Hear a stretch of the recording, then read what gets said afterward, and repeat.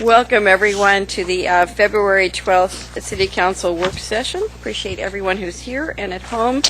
Today we're having an important, I guess it's our second discussion on single-family code amendments for accessory buildings, access lots, and secondary dwellings, and protection measures specific to the university area. City Manager. Thank you, Mayor. And in the interest of time, I'll turn it over to Carolyn and her team and go from there. Good afternoon. I'm Carolyn Burke, the Interim Planning Director, and with me is Alyssa Hansen, Senior Planner. Alyssa's going to walk you... You need to speak up, Carolyn. Yeah, I do have a cold, so I'm more soft-spoken today than normal, yeah. And there's also a high likelihood I'll have a coughing fit at some point and leave the room, so be warned. But Alyssa will walk you through a presentation of the specific amendments, but I'm going to start with just a little bit of context for the discussion today. So, as you know, we're here to talk about a package of code amendments that apply to parts of the city that have low-density R1 zoning. These amendments were specifically initiated by the City Council in June of 2012 as part of the Envision Eugene recommendation package. And when we were crafting that Envision Eugene recommendation, we had the help of a broad cross-section of the community. And during that time, we often talked about both alley access lots and secondary dwelling units as being a tool to meet several of our community's best outcomes. And those are generally that both alley access lots and secondary dwelling units are generally acknowledged as a compatible form of infill that helps to reduce the need for a larger urban growth boundary expansion. They also provide a type of housing that is in short supply and highly sought after in the community, a housing type that is affordable to both renters and homeowners due to the smaller lot and structure type, one that provides opportunities for aging in place, so individuals can downsize from a full-size single-family home into a smaller dwelling within the same neighborhood, and one that is more resource and energy efficient due to the small footprint and the ability to densify in neighborhoods that are closer to the core of the city. So these are some of the benefits that inspired this package of code amendments. As we began crafting the actual language of the code amendments, we worked with the community task team and consulted a variety of individuals, and at that time we determined that special consideration was warranted for the neighborhoods surrounding the universities, particularly South University, Fairmont, and Amazon neighborhoods. Due to the intense development pressures in those neighborhoods, we developed the interim protection measures, and we included those in this package of code amendments. And those will limit certain development types in those neighborhoods, including alley access lots, and also will apply special standards for secondary dwelling units. So with this addition, staff believes that this is a well-balanced package of code amendments that provides much-needed citywide development standards for infill and recognizes the unique circumstances of the university neighborhoods. We've also balanced the desire to encourage small-scale infill that has multiple community benefits and protects backyard privacy of current neighborhood residents. So with that context, I'd like to turn it over to Alyssa, who can explain the code amendment package and provide answers to the questions that you may have been hearing. Thank you. Thank you. It's been a little while since I've been here. Just to remind you, back in October we had a work session where I covered a lot of this information, but I know since then you've been covering a lot of topics and maybe some of these details have slipped out of your brain, been filled with other things. And so what I want to do today is walk you through a couple things, just link these again with the Envision Eugene goals a little more specifically, walk you through what the amendments are, and then talk about what we've heard in the testimony and answer some of those questions as well. So as Carolyn mentioned, these were initiated by City Council, these amendments, as part of Envision Eugene. And they really directly implement several of the strategies under the housing affordability pillar as well as the neighborhood livability pillar And these include implementing the goals of the Compatibility Standards Project by integrating compatibility standards for both existing housing types and new housing types. They also allow for expansion of housing choice by facilitating smaller housing types, the secondary dwellings, as well as homes on alley access lots. And they do serve as efficiency measures and help us get up to 125 dwelling units inside our current urban growth boundary, which would reduce our need for expansion. And I'll also mention, although these were initiated as part of Envision Eugene back in 2012, they really are a long time coming. They've been discussed throughout the Infill Compatibility Standards Project as early as 2007. So these have been really part of the discussion on some of the work that needed to be done to address compatibility in our neighborhoods. So moving on, this is just to remind you what this package includes. So first of all, it only applies in the R1 low-density residential zone. The first set would improve our compatibility standards citywide, with the exception of the 3 university areas, which I'll get to in a minute. And these address secondary dwelling units, which are currently an allowed form of housing. Accessory buildings, such as a detached garage, also currently allowed.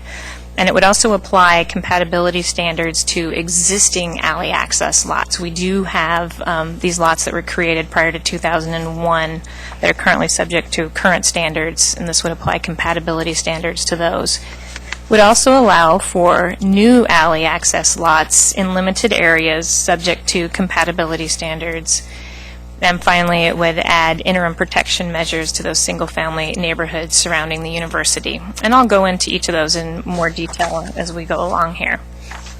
Just for some context, this map shows where we have R1 low-density zoning within our city. As you can see, it's pretty much everywhere. And so you know that the majority of these amendments actually apply citywide, with the exception of the university area. So it was really, as we looked at these, we knew they had to have a broad applicability, and they had to work in all of these neighborhoods, which are very diverse in nature.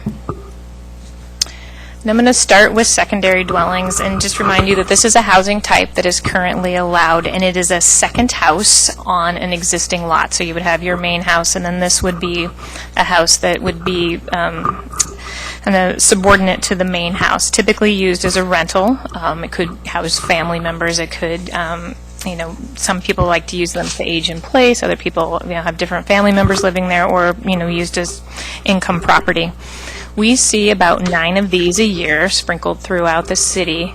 We're hoping through Envision Eugene, with some incentives and how we restructure some of the system development charges, that we see that number inch up a little bit more, that we maybe get 4 more to 5 more a year citywide. Currently, these have limited development standards. It does require that this unit be limited to 800 square feet, so that it's small. Currently, it can be 22 feet in height, which is typically a 2-story. It can be either attached or it can be detached. So these photos show both examples. Also, the current standards require that either the secondary dwelling or the main dwelling on the lot be owner-occupied, so that the owner has to live on that property.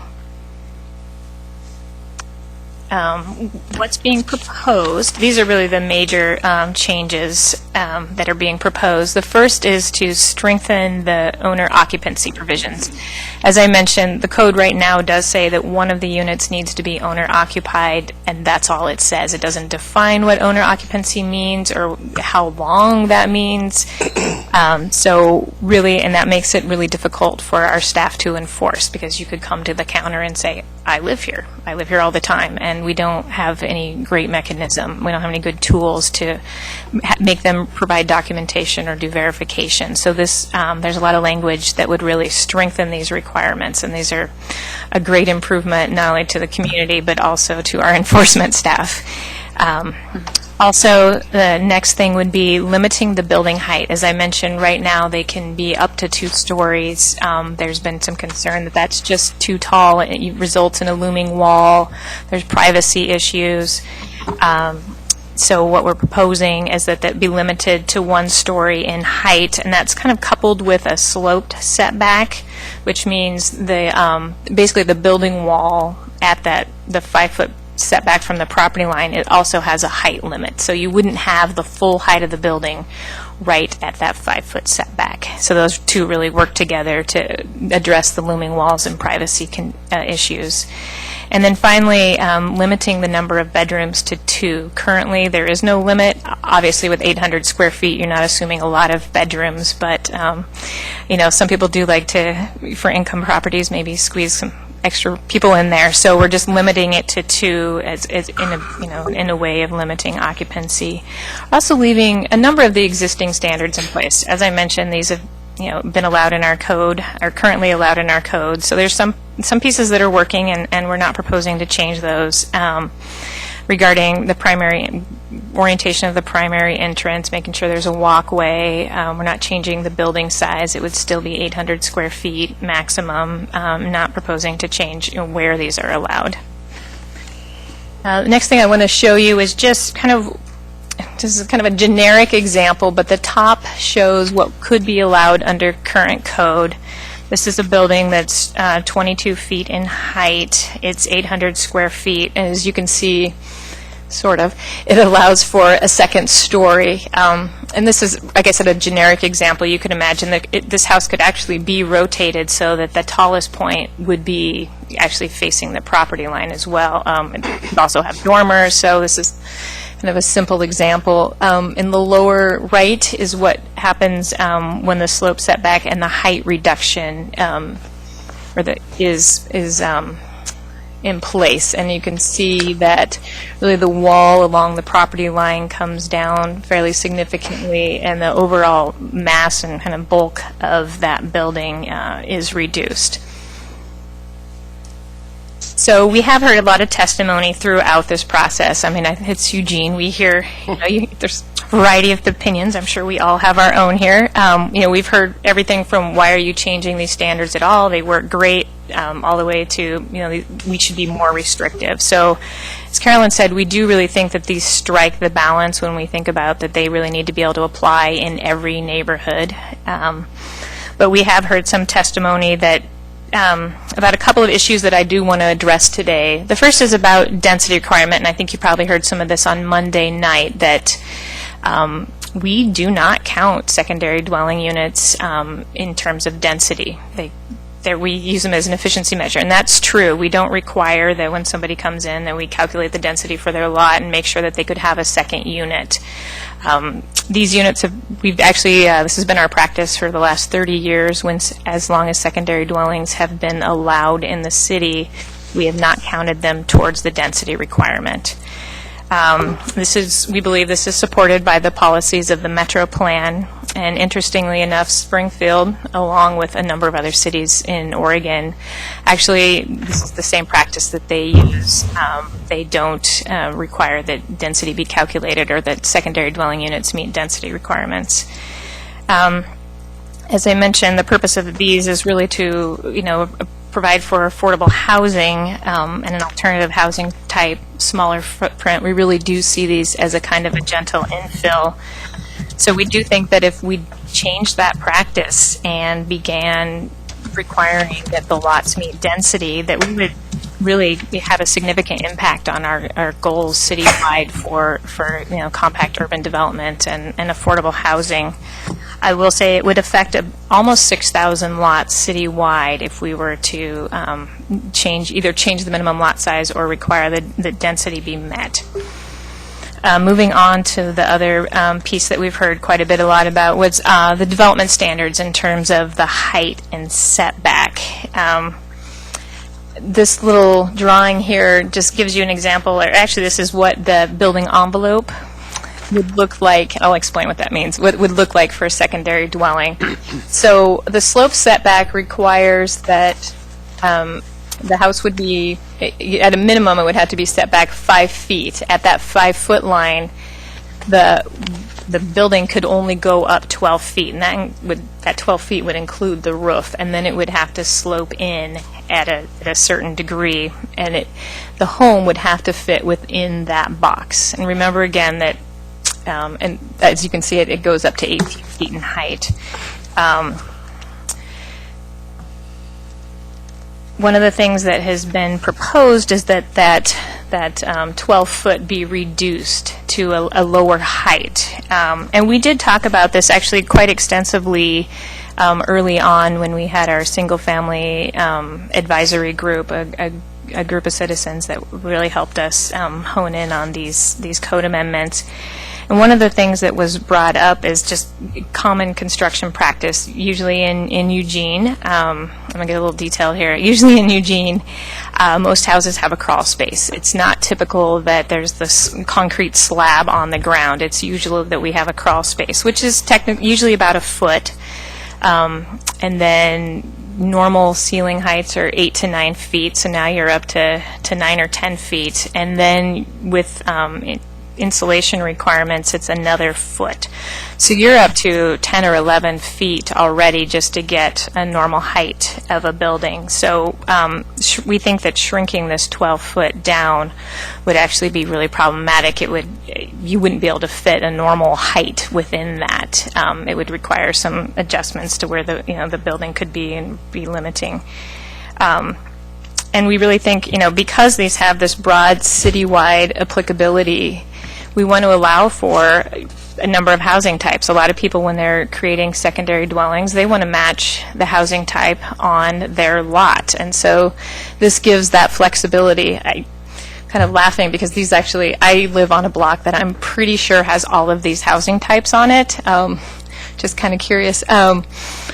And so you can see that envelope really does allow for that flexibility of housing type. So, whether it's, some of the maybe more farm styles in River Road, some of the newer homes out in the Bethel area, maybe some of the more of the modern homes. This really allows for all of those home types to be built. I'm going to move on to accessory buildings. I'm not going to spend much time on these because I don't think you've really heard too much testimony on them. As I mentioned before, clearly these are not a housing type, but they are an allowed building type in the R1 zone. An accessory building could be anything from, a standalone garage, a shed, a chicken coop, and the like. So, and their location and their height really can have an impact on the surrounding neighborhood. And we have, seen some illegal use conversions really into dwellings. So these standards get at those issues. And these are kind of the major things that are proposed to change. First, it's proposing to lower the height somewhat and add those slope setbacks so that the full height won't be right at the, right along the property line there. Also, and making sure the proportionality is right by limiting the building size of accessory buildings on smaller lots so that they're just, they don't overshadow anything, that they really are accessory. And then for larger lots, knowing that they may need some flexibility and allowing an increased setback. So maybe you could have a bigger building, but it needs to be further away from the neighbors. And then finally, limiting plumbing fixtures. And this is really a way to discourage and hopefully prohibit illegal conversions to dwellings. It would require or only allow for 2 plumbing fixtures, a sink and a toilet, a sink and a shower. Somebody could have 3 if they signed a deed restriction saying, yes, I will not change this into a dwelling. I need these for my home occupation or whatnot. But and then they're on record of knowing that they can't convert that to a dwelling. As I mentioned, we really haven't gotten much testimony on those. So moving on to alley access lots. Alley access lots are essentially a separate lot that's created that only has frontage along an alley. So it doesn't face the street. It only has frontage along the street. There are a number of existing lots throughout the city that are alley access lots, and these were created prior to 2001 when they were allowed by the land use code. At that time, the council took them out until such time that there could be compatibility standards, and here we are.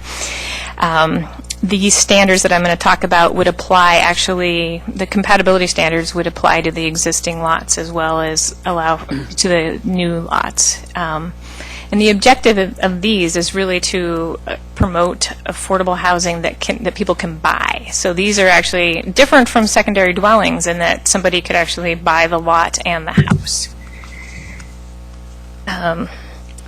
This map here actually shows where we think all of the eligible lots are. I know it's not great scale here, but I'll move in just a second. But you can see they're mostly concentrated, the older neighborhoods that actually have alleys. There are a couple, one in Bethel and one in the Churchill area where new developments created alleys. And it's possible that other new developments in the future could create alleys and alley access lots.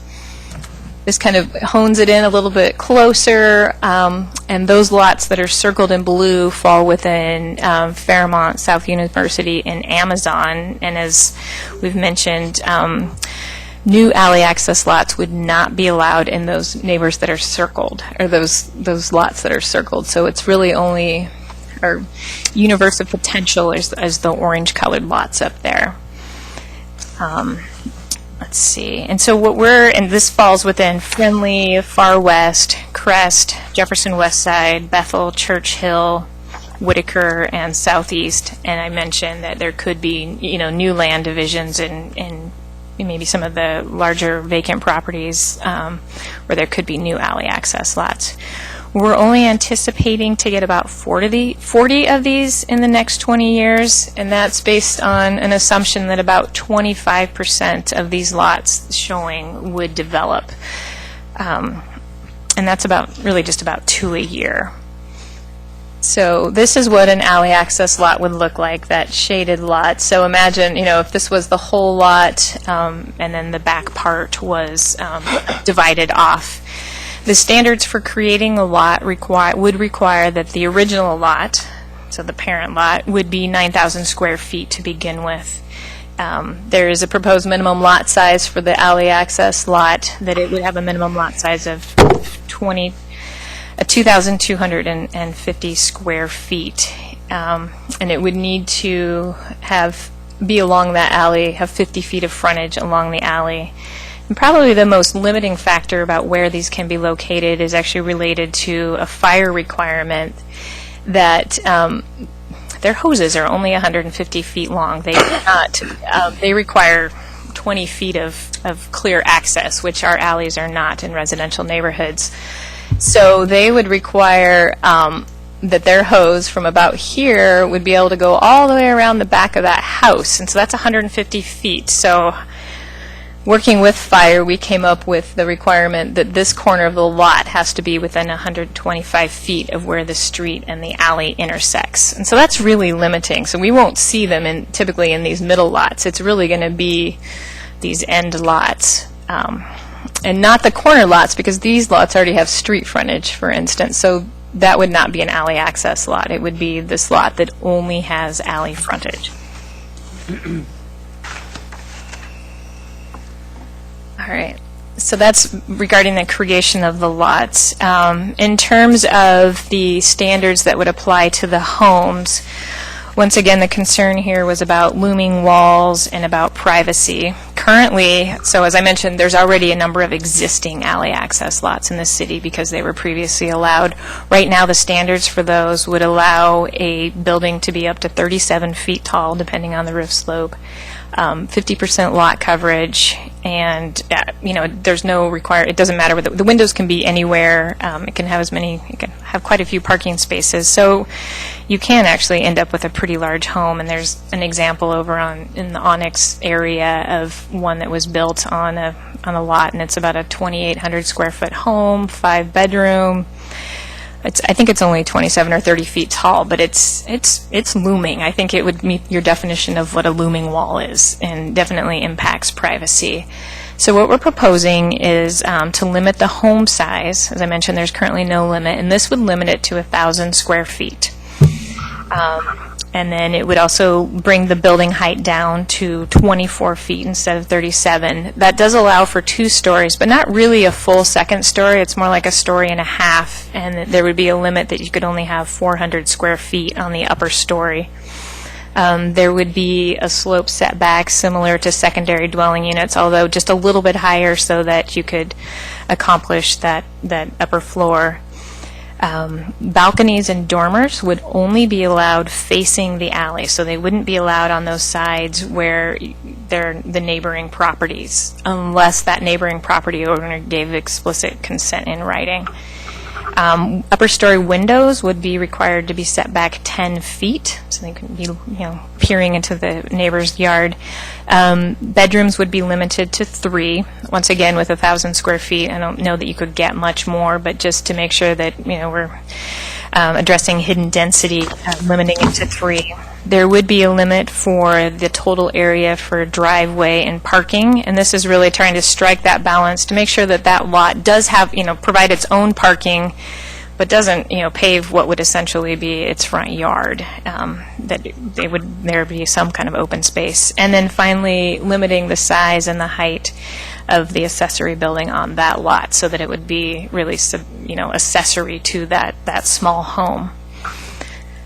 Once again, we have an example of what could be allowed in current code. As I mentioned, you could go up to 37 feet in height if you had a steeper roof. This example is about a 30-foot tall building that's about 2,000 square feet. I know it looks terrible, but it's actually not even the worst-case scenario. I'm not sure anybody would build the worst-case scenario, but this is kind of just a generic example, and it's viewed from the alley. The lower right-hand corner shows what the current code or the proposed code, that shows the height being lowered to 24 feet. It has to fit within the building envelope of the slope setback. The dormers, you can see, are only allowed along the alley, and they can't be particularly big because of the height requirements. And the upper floor could only have 400 square feet. So it really does, keep it cottage-like, really. So moving on to some of the testimony that we've heard. First was regarding the development standards, and I think you've heard that really that what's allowed on an alley access lot should be identical to the development standards for secondary dwellings. But I think what I would say is that these have different objectives, whereas the secondary dwelling is really intended to be subordinate to the main house, be a rental that's somewhat associated with that main house. These are really about promoting affordable home ownership, on their own lot. Second was about the alley improvement. Let me back up to that. We do, forgot one of my notes here, sorry, in terms of the development standards. And we do think that a lot of care has been taken to protect backyard privacy. As I mentioned, the dormers not being allowed along those neighboring property lines, the windows being required to be set back. So although that these could be 2-story in height, that 2-story is really minimized, and it would be concentrated on the center of the lot. In terms of alley improvement, I just want to clarify that, once again, as I showed in that earlier picture, this would really only be the second lot in. In some cases, it might be the third lot in where the property would be eligible.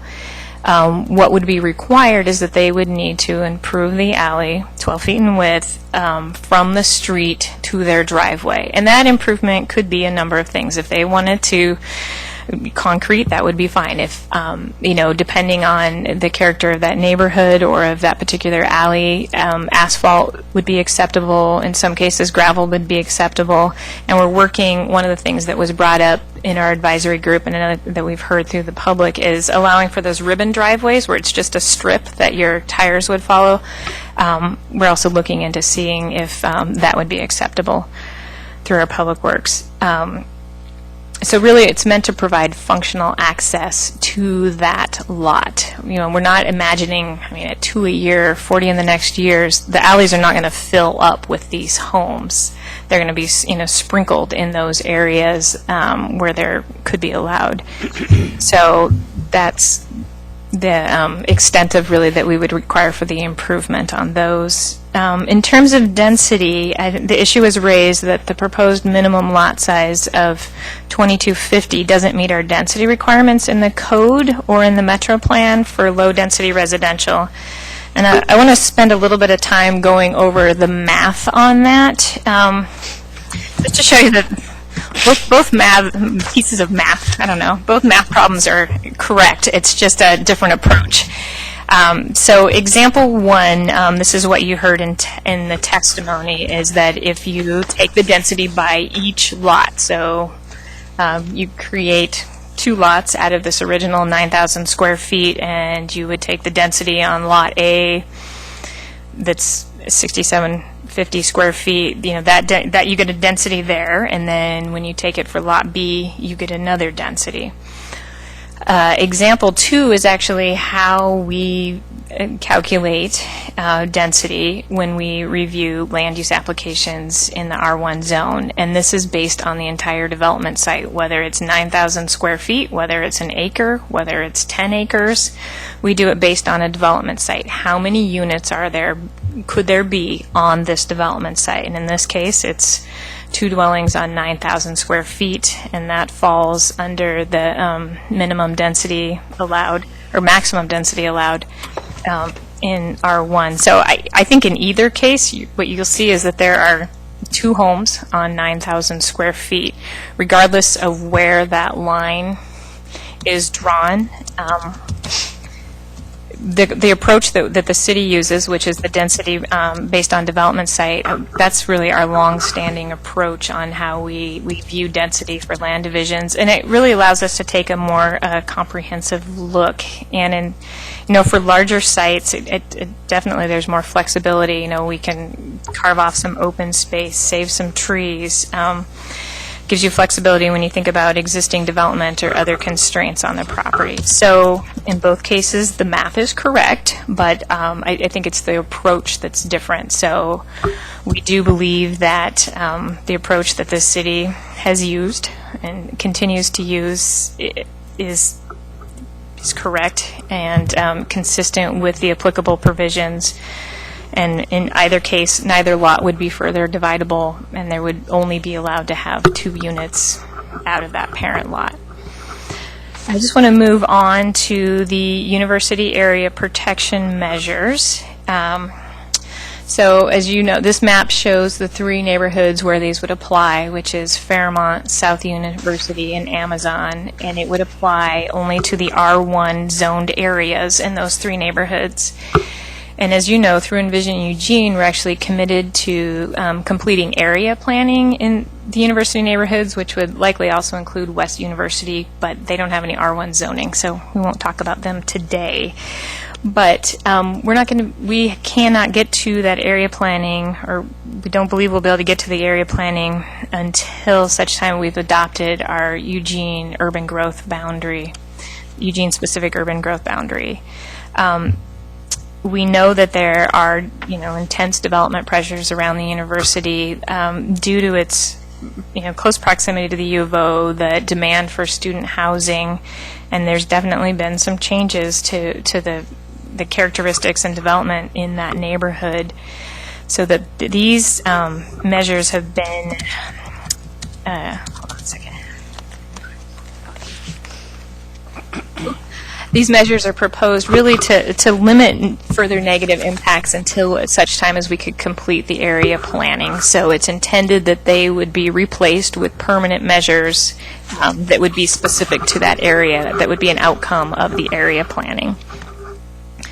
And just real quick, they would prohibit a number of housing types, row houses, duplexes, rezonings to the row house zone, would prohibit flag lots. New alley access lots would be prohibited, although it would apply the protection standards or the compatibility standards to any existing lots that were previously created. As Carolyn mentioned, it also adds specific standards that would be for secondary dwellings that are more restrictive than what's currently allowed or what's being proposed. It would limit the number of bedrooms in single-family homes, either new or part of a remodel. It would limit the size and number of accessory buildings as well as plumbing fixtures there.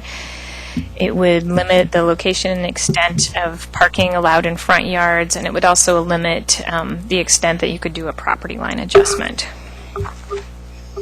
In terms of testimony that was raised regarding these, as Carolyn mentioned, we did hear testimony probably more during the Planning Commission, which is why they recommended to go ahead with standards to allow for secondary dwellings. Originally, the university area interim protection measures did not allow, as proposed, did not allow for secondary dwelling units. The Planning Commission, based on testimony, the Planning Commission recommended that that be changed.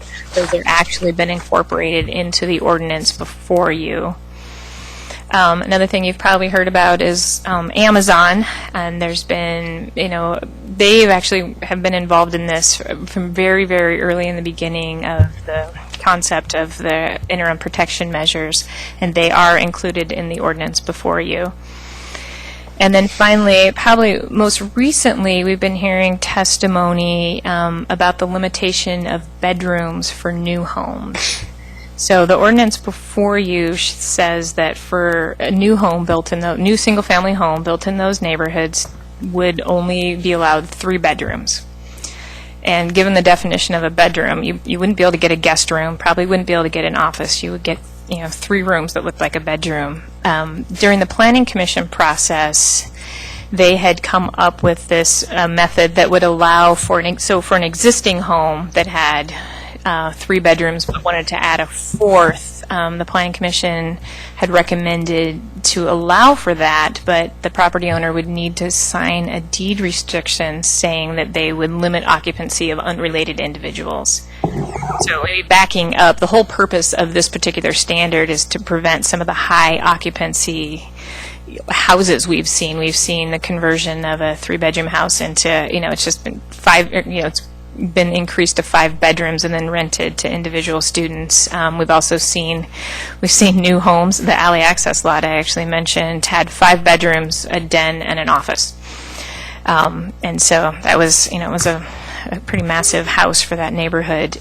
So the whole purpose of this would really be to limit those high occupancy rentals, but one unintended consequence is for families that have multiple children or that have those extended living circumstances, whether their parents live there, it's a couple of families, other family members living there. It's actually it's an undue burden. So we heard testimony from potential property owners in that area, designers, and actually some existing property owners that we should loosen it up a little bit for new homes and have that limit at 3 bedrooms, but allow for more bedrooms if they sign the deed restriction limiting their occupancy to no more than 3 unrelated people. So they could have a family living there, but it couldn't be a high occupancy rental. So that is actually not included in the ordinance, but it is one of the things that we are proposing be changed. So just a recap, the Planning Commission held their public hearing back in September and then had really extensive deliberations. Your first attachment to the agenda item summary is a recap of their discussions. They voted 7-0 to forward the package to you. And you can see, there's really strong agreement on the pieces that they did include in that they included in their recommendation, and all of those code amendments have been incorporated into the ordinance.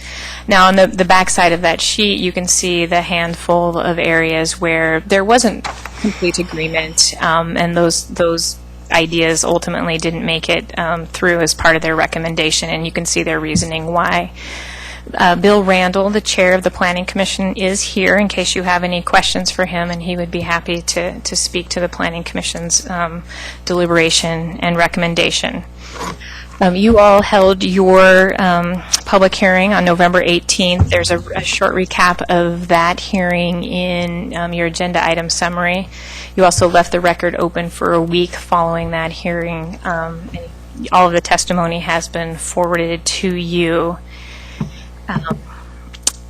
let's see, just in terms of kind of just wrapping up here, the ordinance before you includes all of the Planning Commission recommendations that were part of code amendments. There are two modifications that staff is recommending for your consideration. The first is a slight wording change that would, regarding secondary dwellings, that would really make it crystal clear of our practice of not including secondary dwelling units in density requirements. It would make it clear that that is our practice. And then finally, the second one is what I attempted to talk about just a minute ago, which was about the bedroom allowance for new homes in the university area, and give a little bit of more flexibility for new homes, allow for additional bedrooms as long as occupancy of unrelated people was limited. So with that, I'm just going to open it up for questions. For questions. So I have Mike in the queue, and then Greg, and then George Brown, and then Betty. George Poling, did you have your hand up? No. Thank you, Mayor. I'm not Oh, calling you sorry. quite yet. So Yeah. the comment I wanted to say first to start this off is to thank the participation from the community, the work the Planning Commission did, and the staff efforts to respond to those. It's been a long, arduous piece of work for everybody concerned, I think. I just wanted to make a comment about, at a certain level, taste is involved, like when we talk about art. And people have very different notions of what they find acceptable or what they like to live around, and so that comes to play in this as well. I wanted to bring up a notion, and I don't know how it quite fits into what you've been talking about, but in terms of student housing, I think at one time we were trying to be sure that we were having student housing occur closer to the university. There were a lot of sort of good reasons for doing that.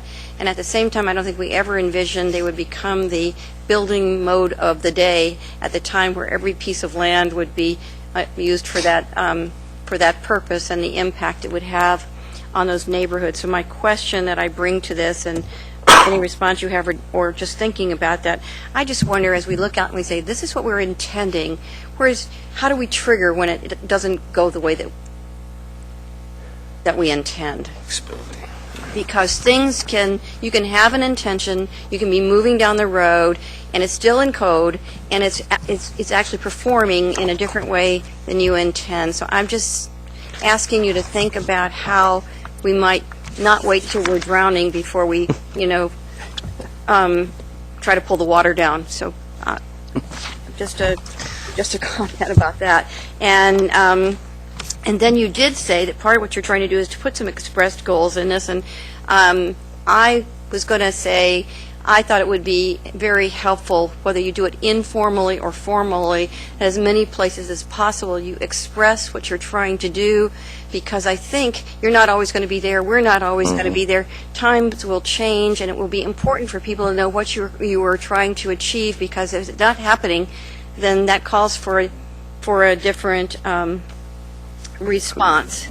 And the only other thing, and I've said this before, and I actually don't know what to do about it. I just know when I read about what's happening in the San Francisco area where young entrepreneurs are putting their money together to move into a house, there may be numbers of them. It's not the same thing as a number of students in a housing or whatever, and I know we can't be prejudiced against a particular group of people, but I'm just, it's one of the ways people are dealing with affordable housing issue is being able to share a house, and how we put that as we look towards having more entrepreneurs and young people working and living in our community. I really want us to have our eyes on, are there new ways that people are living together, and how are we protecting neighborhoods, but at the same time being open to making it more able for people to live in our community, and not just poor people, any people, Mike.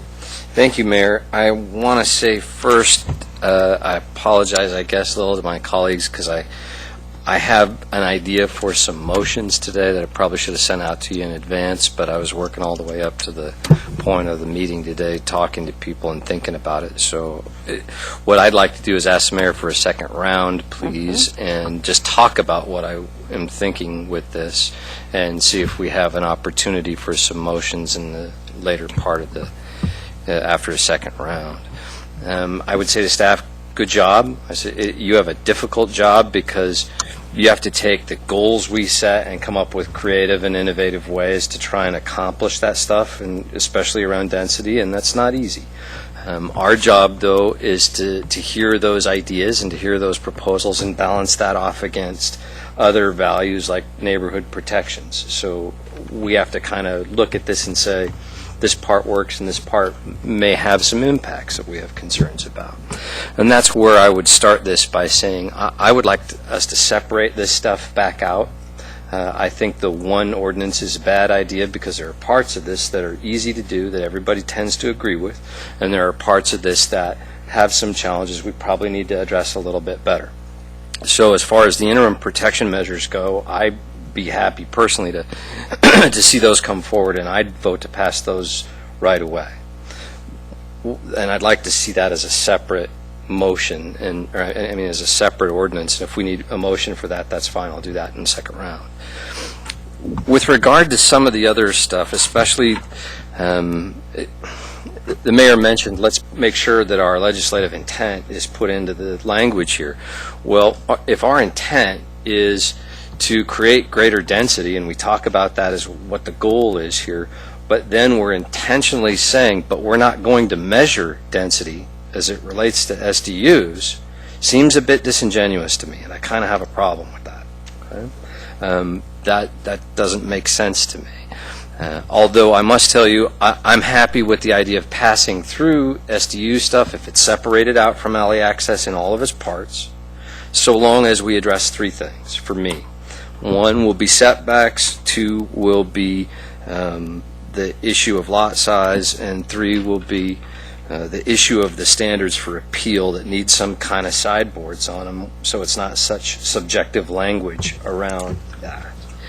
But as far as alley access lots go, we're only talking about 2 of those a year, and so the goal of trying to accomplish what that's going to do isn't worth it for me. I'd like to set that aside.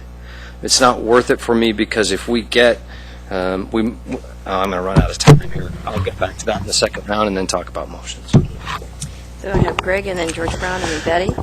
2 quick questions. No, we're not too close to this thing, but one, what jumped out at me in attachment A was the Planning Commission making the shift from primary to principal residence. Is that a legal definition that we're talking about? What is the distinction between the two? Because in my mind, I'm kind of having a hard time differentiating that. And then I have a second question. Okay. That was really just to help us in administering the code. It talked about there being that the owner had to live in the primary residence, but we wanted to ensure that that was their primary residence, so we just gave it a different title. We called it I think it was principal. It was the primary. Principal, yeah. We called it the principal house, so that we weren't using primary twice. That was really the only reason that changed. So there's no legal issue or No. definition around that. Okay, that helps me a little bit. And then going back to the mayor's point about unrelated individuals, what certain people consider as family is different from what other people consider as unrelated individuals. And so I think that that's kind of a squishy zone there. I'm not looking for definitive definitions of those kinds of situations or relationships, because I've been through that myself with people who are unrelated to me but are close to the family, who we consider to be family, that have moved in with us over periods of time. And so I'm really kind of having a hard time grappling with how you determine who's family, who's not family, versus unrelated individuals in the domicile. And we do have a definition, a code definition of what entails family, and I don't know if that would help you to see Yeah, that. that would probably, if you could point me in that direction, that Okay. would probably help me a little bit Do you more. want me to read it, or would that be overkill? What's that? I could read it to you, or that might Well, be if overkill. you got it there. I do then, have it. I brought it just in case that would come Oh, up, okay. so Well, then, I- yeah, if you would read it, that would be real helpful to me. I It have would to refer to it from time to clarify time some- myself, so, some stuff for me. yeah. I think it is fairly broad, but it doesn't address the issues brought up, I swear I brought up by the mayor. Okay. I was super organized before I came over. Here we go. Always that way. All right, so this is our code definition in Chapter 9, family. A person living alone or any of the following groups living together as a single, non-profit housekeeping unit and sharing common living, sleeping, cooking, and eating facilities. So it's going to be any of the following groups. 1 is any number of persons related by blood, marriage, adoption, guardianship, or other duly authorized custodial relationship. 2, a maximum of 5 unrelated persons. Or 3, 2 unrelated persons and any parents or children related to either.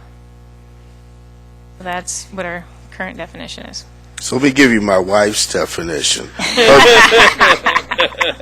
Her best friend is like family. So if we were to accommodate her in a crisis situation, that in our house is like taking in family, regardless of whether Right. or not we are blood related. And that's Well, kind it of depends how big your existing family is, whether or not that would actually be allowed by the code. the so if existing your family- if living right. in the house. So Okay. if you had 6 people in your family already, and you took in an unrelated individual, she would not be related to those people, and there would be 5, it'd be more than 5 unrelated people. So technically, did I get that right, Christy? Yeah. Okay. But if there were 4 in your family, then you would have, and this individual came to live with you, then you would have 5 unrelated persons living in your house. Okay. All right. I'll mull that over in my Okay, mind. I know it is a little, Friend is not a criteria. yeah. George Brown. Even though they are. Thank you, Mayor. Well, thanks for the presentation. Thanks for all the work you've done on this. Thank the Planning Commission and all of the neighbors and neighborhood leaders and residents who gave us testimony. We're headed in the right direction with this, but I don't think we're there yet. And this is one of those rare and happy moments where I agree with almost everything Councilor Clark said in his first round. And I hope I'll have more moments like this in the future. I think we should kind of break this up today. I think that we should adopt the interim protection measures today, regardless of what we do with the rest of the ordinance. I think all the other sections need some more work. I really do. The alley access lots probably should, if we're only going to do 2 a year, is the estimate, I don't see any really compelling reason to put that forward, because I think there are still some problems with setbacks and massing and height.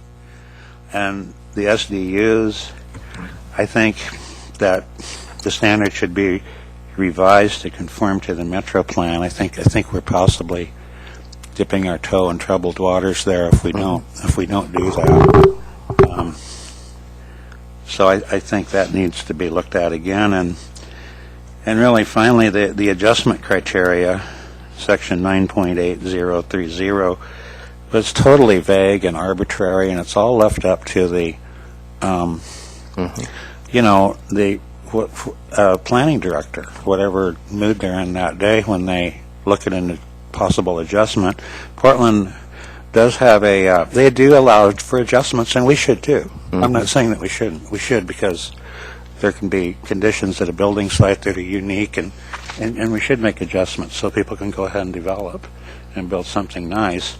But the criteria that are the way they're listed here, they're really loosey-goosey, and it's just, I think if they were clear and objective, then I wouldn't have a problem with it. But as it is, I think that section needs more work too.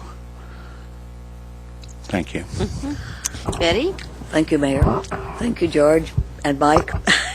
Another time when I agree with Mike also about the separation. Call a doctor, please. Yeah, what are you going to do? I do think we should adopt the interim protection measures today, but I'm a little concerned. I think you said it would still permit an alley access lot or secondary dwelling. Which did you say? You're talking about the interim protection measures. So there actually are a number of existing alley access lots, some of which are vacant. So the proposal would be to apply the compatibility standards for alley access lots to the existing lots, but not allow for new alley access lots in those three neighborhoods. So we wouldn't be getting. They wouldn't Wouldn't be get allowed. new lots, correct. And then regarding secondary dwellings, actually the neighborhood came up with a set of standards that would allow for secondary dwellings in limited circumstances. Mm-hmm. I think we need more work on this. I also think Alan should be present when we finally adopt this, but except for the interim protection, which is really urgent, I think. I wish we had it in my neighborhood, actually, but someone's already built a house in my neighborhood that's twice as big as all the others, and it's in a backyard. And that does a lot of things, with balconies on both sides, too. And I hope that can people currently put balconies all over the place? There are no limitations on balconies in the single-family zones. Which gets back to we need some kind of design standards, which we don't have. Who checks to see that the owner's living when we have secondary dwellings? They tell us at the counter that they will be, and, following that, it's usually a complaint basis. What's proposed as part of the code is that they actually would have to provide documentation and verify that this is their residence. And so it substantially strengthens those, and it helps our enforcement staff. So they're on record of saying, yes, this is I own this property, I live on this property, this is my principal residence, and they have to provide that proof. There's a panhandle lot, I guess we call them something else now. Flag lots. Flag lot, whatever. Is that called a secondary dwelling? No, and they're not allowed to have secondary dwellings unless the... But they are secondary to the main... But they're on their own lot, and that's the difference. But I think it's atrocious. And when you talk about a 5-foot setback for secondary dwelling, is that 5 feet from the property line, 5 feet from another house? It's 5 feet from the property line. That's awfully close. I think that's one thing we should think about. That is really close. As close as Chris is. That's closer than Chris. Close as George is to me. And I think that should be changed. That's one thing that should be changed. I think there are several things that should probably be changed. So as I said, I'm with Mike on this, that we should postpone all except the interim protection measures. Claire? Thanks. I don't have a lot of questions or comments, but one of the questions someone else asked did raise this question with me. For the secondary dwelling units, does the owner have to occupy the primary residence, or could the owner occupy the secondary? They can live in the secondary dwelling. They have to live in one of them. It has to be their main residence. I'm sure that would be protected. No, I mean, there's a lot of details here, so. So I appreciate the idea of delaying and looking back at some of the details or the vagueness, and even adopting the interim protection measures in the meantime. But then I wonder, are we then leaving the rest of the city, to live under the current standards, which we just heard, 2-story buildings with balconies on all 4 sides if someone wants. So that gives me pause that we would be protecting some parts of the community from the current standards, which we've been living under for a while now, and let the rest of us kind of deal. So I might be all right with sending this back for more work, but I don't want this to go on for another 2 years. And I think no matter where we get back to coming to adopt them, some people are going to be unhappy. So we're never going to get to a place where we solve everybody's issues around the particulars of how many feet and how high and what's the orientation. So I'm all right with looking at motions to send these back for some more work, but there needs to be some endpoint to this conversation. I'll put you in another round, Greg, and I'll put you in another round, Betty. And I will call on Glenn because he had something he wanted to say a few minutes ago. I just want to clarify the process for you. So today you can adopt the ordinance as presented or with very specific, basically small amendments to it. Alternatively, you can give direction to us to bring whatever you want brought back. You cannot adopt just the interim protective measures today because they're integrated into the entire ordinance. There's one set of findings for the entire ordinance. Because this is a land use ordinance, we have to adopt statewide goal findings and other findings. So and it sounds like you don't want to adopt the entire ordinance today, and so what Mike's talking about is whether it's 1, 2, 5 different motions giving us specific direction. One could be pull out the interim protective measures, bring those back to you.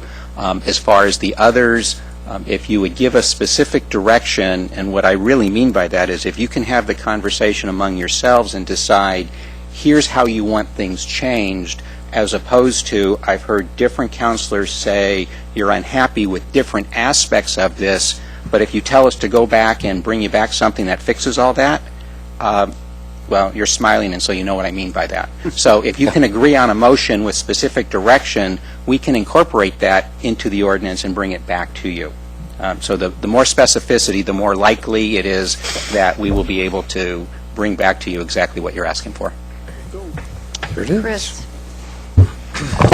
Thank you. I appreciate Glenn's perspective on it, because that's what I was struggling with, is how could you make this work? I mean, I'm sensing around the table that with my practical hat on, sounds like we want to split this thing up and keep moving forward with the stuff that we can easily move forward with. That certainly makes sense.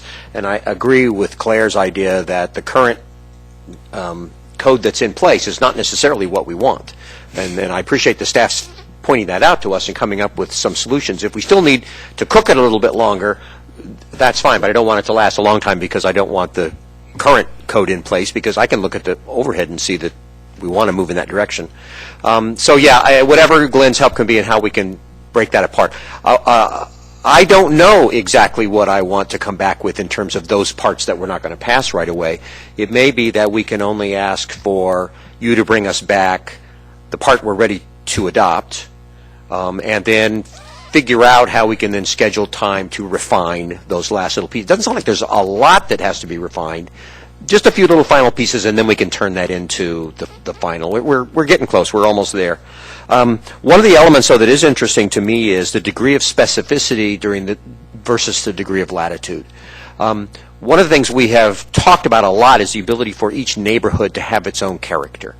And if you try to create a single, very, very specific set of requirements, then you're also creating kind of a one-size-fits-all. Latitude is one of those interesting kind of balancing acts where you say, I want to have neighborhood character or livability taken into account for each neighborhood. And that requires a certain amount of latitude. But I want within that latitude to have the boundaries set so that people can be confident that even with neighborhood compatibility and livability, we're not going to go beyond this boundary. And so that's kind of a challenge, is how can we create something that still has the latitude to take into account neighborhood livability, but doesn't get so specific that we're trying to fit everything into a one-size-fits-all, because every neighborhood in this city is different. And every neighborhood in the city deserves to have its character recognized. And how do you do that and still maintain the guide rails so that people don't suddenly figure you can do whatever you want? So those are kind of the things that are influencing me. Let's get back with a code amendments that we can adopt easily. Let's figure out a way we can quickly deal with the rest of it, and I'm hopeful we can. And then let's figure out how we can have the conversation at this level about flexibility versus specificity and maintaining that character. It's always hard when you talk about code, because code is one of those things that straddles policy and operation. And that's a real challenge for us, because it's very easy for us to slip into talking about operation when we're really a policy body, but it's very appropriate for us to stay on the policy side. So we need our help with that. So what I would say is staff has done their best to give you their best thinking. So if you just simply send them back with the same thing, they'll come back to you with the same thinking, because they've done their best with what they think is appropriate and right. If you have specific suggestions for things that you want to see changed, then you have to let this body know so they can look at them and decide which ones they agree with, and you have to let staff know so they can tell you they're thinking about why that makes sense or doesn't make sense, or is something that's possible to do or not to do. I don't think any of the things that have been said around the table today, other than you want to pass the interim protections, has been shown to have any broad support. So I think the task at hand, either at this meeting or between this and the next meeting, which should happen quickly, should be that you would pull out your suggestions, let people know they're coming, let staff prepare to respond to them, and you prepare to respond to them, and then put them up one at a time at the next meeting and see where it takes us, so that we know what has legs and what doesn't have legs, and what works and what doesn't work. And the only other thing I wanted to suggest, and I've said this before, and this is a little off what I just said, but it's this thing that I keep thinking about, and I've talked to neighbors about it, that as we look at housing that may be, older housing that may be available in some of these neighborhoods in kind of bad shape, that have been used for students, but now that you have more student housing, does that open up the opportunity for some of that older stock to be made into good living stock again? And what can a city do to encourage that? What tools do we have to bring some recovery? Because I think while you're trying to figure out in this whole thing about good ways to make housing affordable to people in our neighborhoods, we have a moment of opportunity where some of the older stock can be brought back and made real and unusable by the people of our community. So I want you to be thinking about those things at the same time neighbors are ready to work on that, because they really do care about it a lot. Okay, I've got Mike, and then Greg, and then Betty, and I believe George. Thank Oh, you want to go first? Oh, eventually I'll say Okay. something.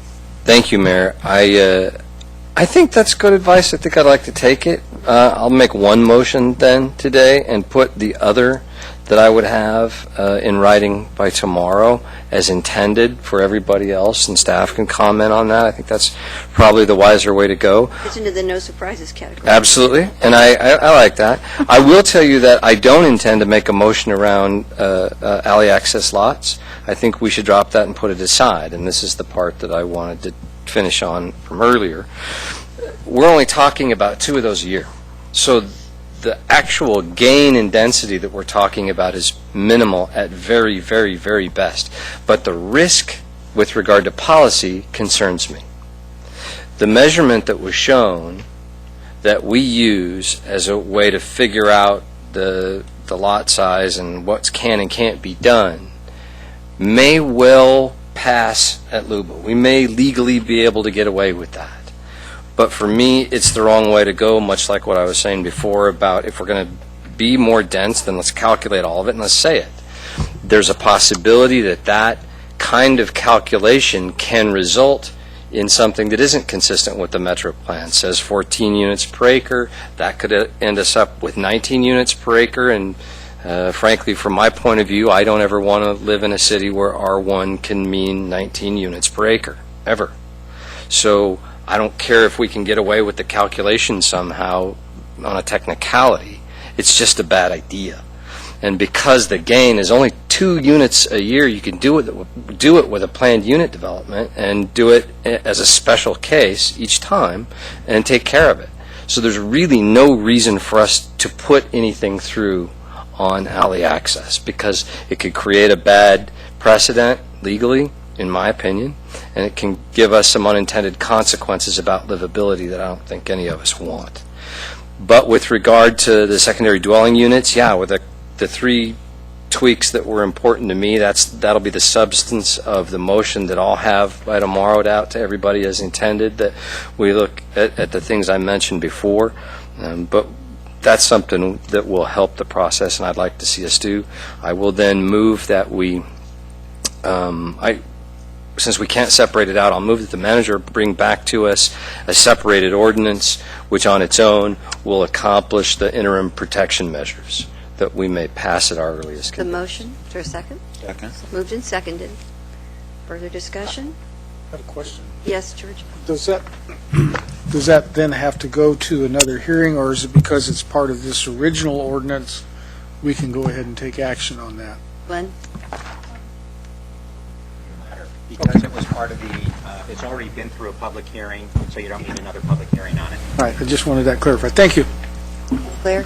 So I was under the impression that it was just the secondary dwelling units that weren't counted in the overall density, not the alley access lots. So alley access lots are counted in density. Yeah. The difference there is the minimum lot size we're proposing, or is being proposed as part of this package, the 20 to 50. The argument there is if you calculate density on a per lot basis, then it exceeds the maximum density for R1.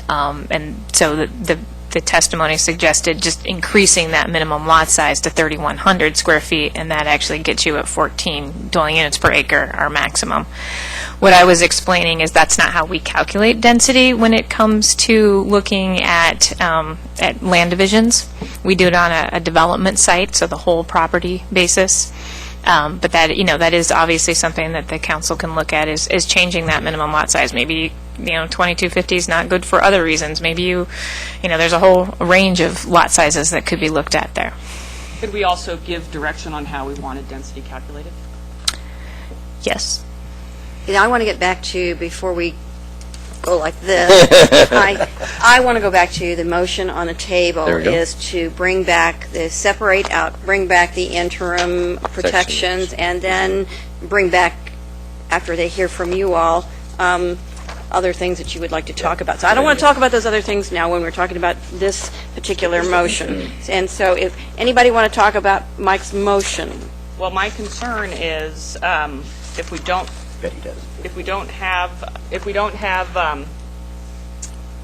do anything about the alley access lots, even though it's not a lot of units that we're looking at, the development on them now can continue under current code. But that doesn't have anything to do with the interim protections. So, hold on.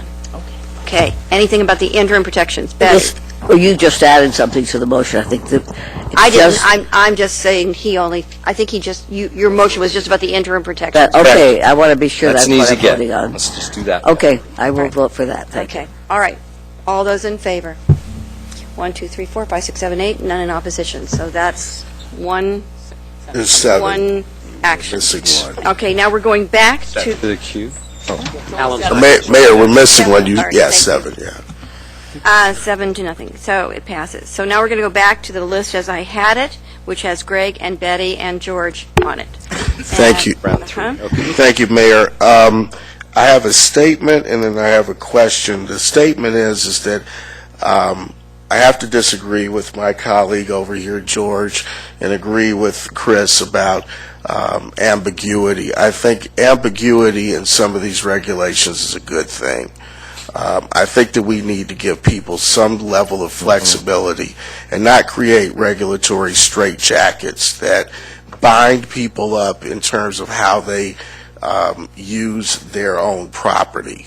So I think that, sometimes we get a little heavy-handed in terms of trying to tell people precisely exactly what they can do or not do with their property. And I want to caution us on that we make sure that we have some flexibility built into these standards that, give people at least the impression that they own the place that they own and they can do with it what they mostly want to do with it. The second thing is a question going back to some of this testimony around the ADA compliance, and I'm going to attachment B, page 106, and going down to the third paragraph. The ADA, where it says the ADA does not require the city to provide pedestrian facilities where they do not already exist. However, if a pedestrian facility exists, the city must make that pedestrian facility accessible to persons with disabilities. So my question is, so for example, I remember years ago I had friends that lived back up on Miami Street, which is off of 24th, and at that time Miami was basically gravel. Do we define, and so the people that had to access that as a pedestrian had to walk over the gravel. That's the only way you're going to get in there. So what constitutes a pedestrian facility? Is that for sidewalks only, or is that sidewalk, bike path, gravel? What does that really mean? Okay, because in my mind, if I've got maybe a gravel street, we've got a number of them in my ward, then folks are going to say, well, do we have to provide some ADA accommodation at the city's cost and expense, and what would that accommodation look like? Yeah, it gets a little bit complicated. I'll try not to get too much into the regulations, but a pedestrian facility is generally what you're talking about as a sidewalk.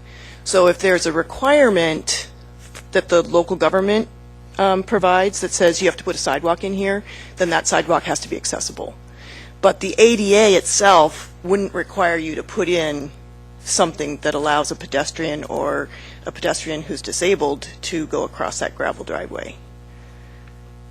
Does that help at all? So there's certain things that trigger the ADA.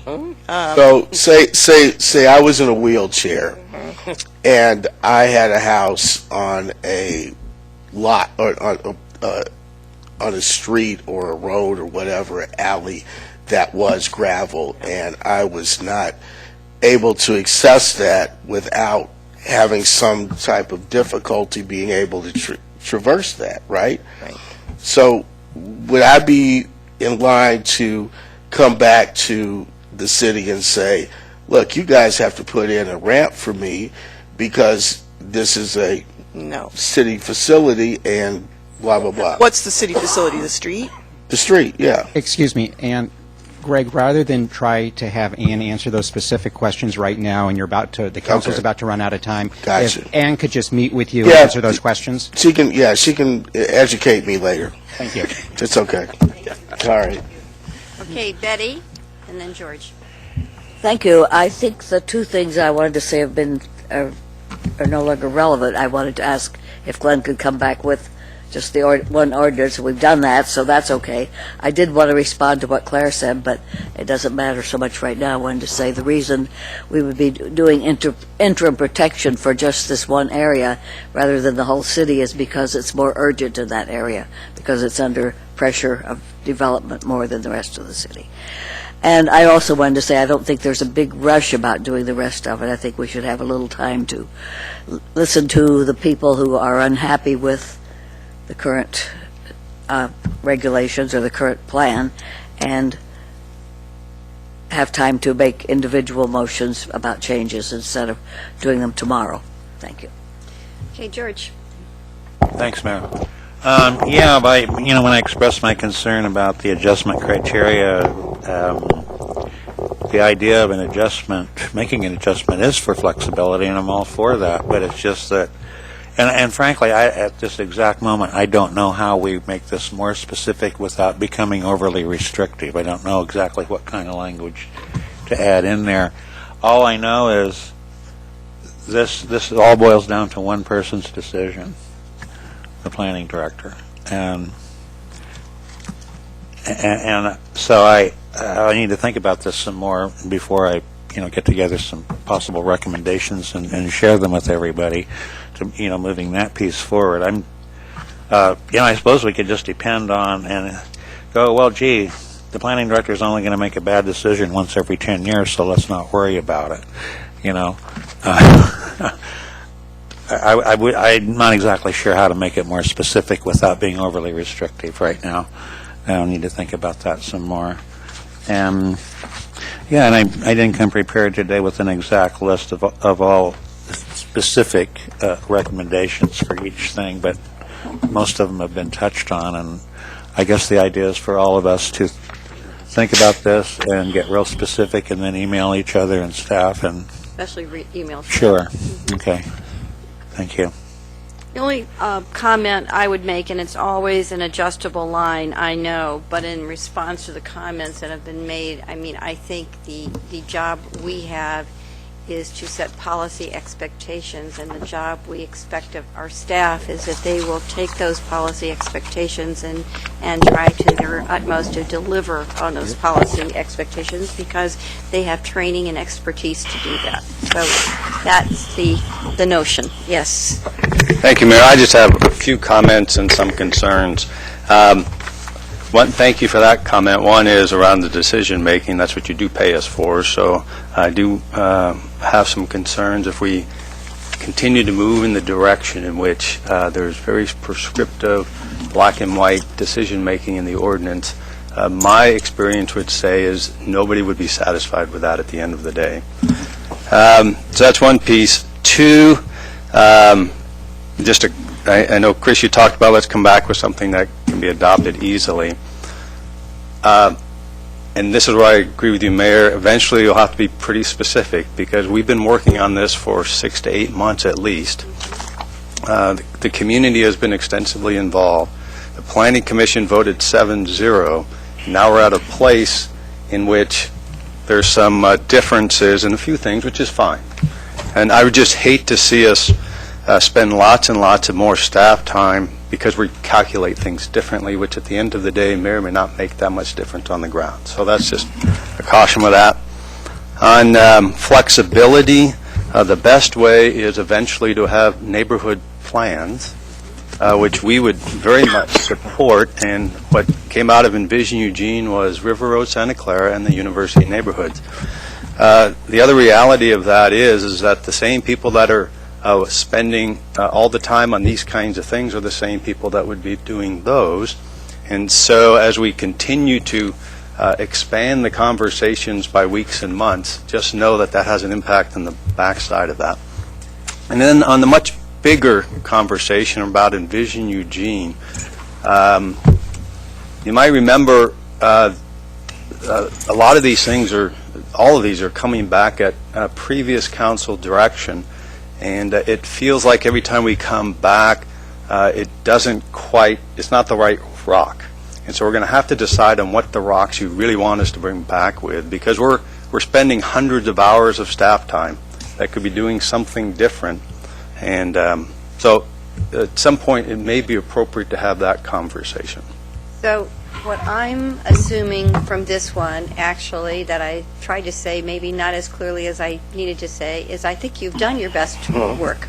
And so if there are things that people want to tweak, then they're going to have to put that out there for the body and hear the responses and why the staff would recommend doing X, make the decision, and move on. So I just think that's where we are right now. And I would also say, like, it's not only that none of us will probably agree totally, but as much as neighborhoods have character, they have characters, and so those folks don't agree with each other necessarily either all the time. There are many different opinions. We heard very strongly held differences of opinion from the Amazon neighborhood over the last few weeks. So it is.